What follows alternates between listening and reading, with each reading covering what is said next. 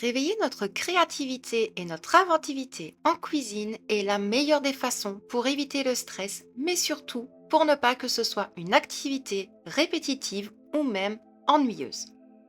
Bonjour à vous, je me présente Laetitia, maman et femme au foyer. Je travaille dans le domaine de l'ORECA et il est vrai que moi et la cuisine, c'est une grande histoire d'amour depuis maintenant plus de 25 ans. J'ai appris à gérer très jeune une famille de 5 personnes et quelquefois 7 personnes. À mes 12 ans, j'ai pris des cours de cuisine et depuis tout ce temps, j'essaie d'aider au mieux des personnes dans la réalisation de menus, de repas rapides, faciles, mais également à petit budget.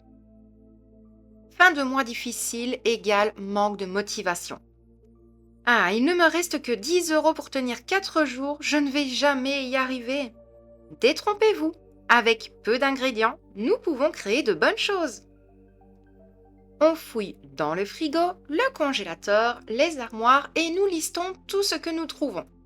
Oui, ne dépensez pas l'argent restant trop vite. Des poireaux surgelés, 3 œufs, du riz et voilà un petit repas rapide pour les fins de mois difficiles. Vous faites rissoler vos poireaux, vous allez cuire votre riz. Une fois que vos poireaux sont cuits, on va placer les œufs entiers comme pour faire une omelette. Sel, poivre, noix de muscade ou les épices de votre choix. Et vous terminez en ajoutant le riz à la préparation. Et il ne vous reste qu'à déguster.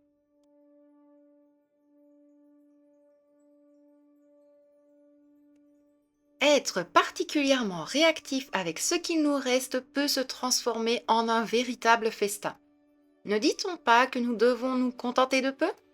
Nous sommes toujours liés d'une intention de faire plaisir avant de se faire plaisir.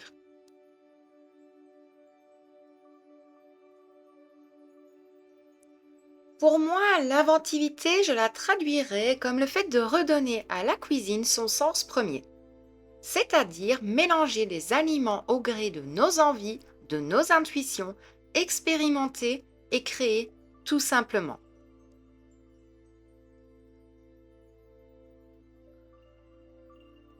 Toute créativité est permise en cuisine. Pensez à innover des recettes en modifiant 2 3 ingrédients. Laissez libre cours à votre esprit et n'ayez jamais peur de mal faire, même si quelquefois des ratés peuvent arriver. On ne doit jamais s'avouer vaincu.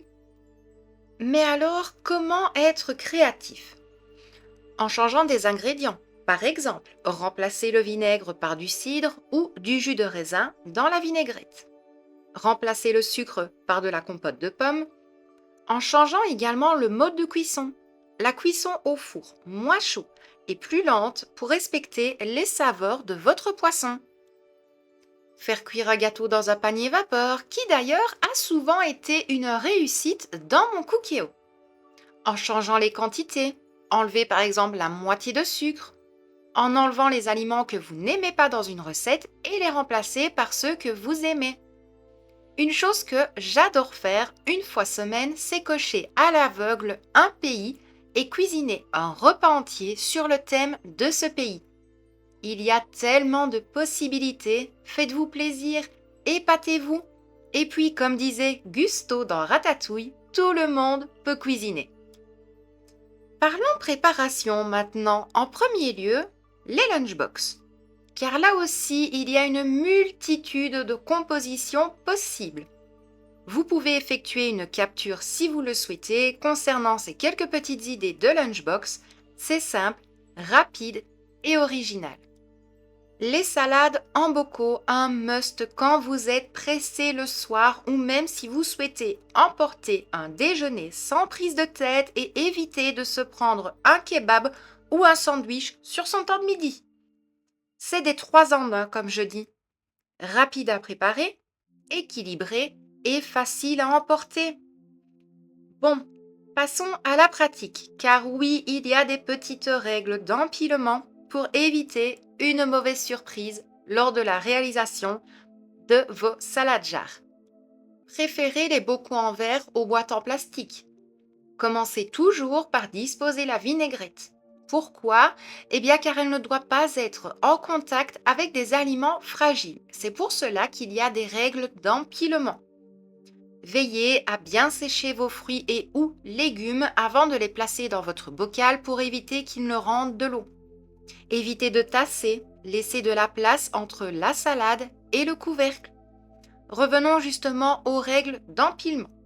En premier, la sauce vinaigrette.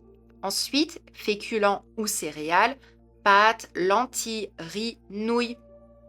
Ensuite, nous allons placer les aliments humides, tomates, concombres, etc. En quatrième point, on va placer les aliments lourds, pois chiches, haricots rouges, patates douces. Ensuite, nous allons placer les aliments légers, maïs, carottes râpées, petits pois. Les aliments secs, les noix, des noix de cajou, des oignons frits, des amandes. Et pour terminer, les salades, laitue, épinards, roquettes, mâches. Vous avez maintenant toutes les clés en main pour réaliser et composer vos propres salades jars. Nous allons déjà nous arrêter là pour aujourd'hui. N'hésitez pas à me dire en commentaire si cela vous a plu, à partager pour donner plus de visibilité au podcast sur ma chaîne. Likez également si vous aimez ce style de nouveau format audio. On se retrouve très bientôt dans un prochain podcast où l'on parlera batch cooking, meal prep ou, comme je le dis très souvent, s'avancer en cuisine. N'hésitez pas à me suivre également sur mes différents réseaux qui se trouvent dans la description de ce podcast. Et quant à moi, je n'ai plus qu'à vous souhaiter une agréable soirée, une bonne fin de semaine, vous remercier encore et toujours pour votre soutien, votre gentillesse et votre écoute. Prenez bien soin de vous. À bientôt.